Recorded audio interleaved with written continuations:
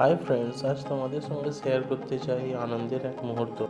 মেলা মানে শুধুই আনন্দ, নতুন পোশাক পরা, বেড়াতে যাওয়া, অনেক মানুষের সঙ্গে দেখা, হাসি মজা আর বিভিন্ন রকমের খাবার খেয়ে মন ভরানো।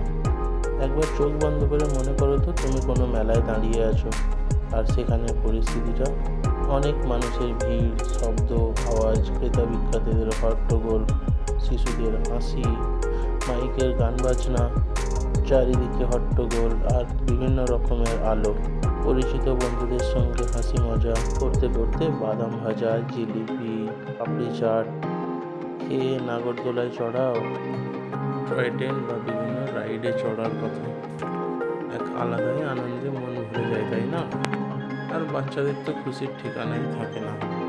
বিভিন্ন দোকানে ঘুরে ঘুরে খেলনা দেখা, জিনিসপত্র দেখা, গহনা দেখা, বেলুন ফাটানো অথবা লটারি খেলা, বেলুন খেলনা, phuchka, papdi chaat, momo, chow mein, egg roll, ice cream, momo, jalebi, বাদাম ভাজা গন্ধে চারিদিকে মোমো করছে। ছাড়াও বিভিন্ন রকমের মিষ্টি ও তেলে ভাজার দোকান, নিত্য প্রয়োজনীয় জিনিসের দোকান তো থাকেই, তাছাড়াও বিভিন্ন রকমের কারুকার্য ও নকশা করার জিনিসপত্রের সংখ্যা।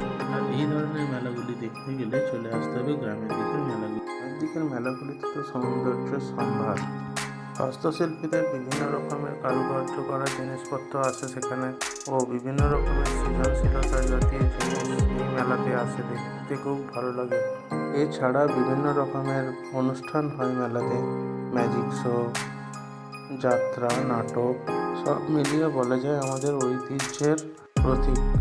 নাগরদোলা, বোটিং, ফেরিস হুইল ও অন্যান্য রাইডগুলো উত্তেজনার উচ্চ শিখরে পৌঁছে দেয়, বিশেষ করে শিশুদের জন্য আনন্দের সম্ভার এবং বয়স্কদের তার ছোটোবেলাকার সহজ সরল সময়কার কথা মনে করিয়ে দেয়।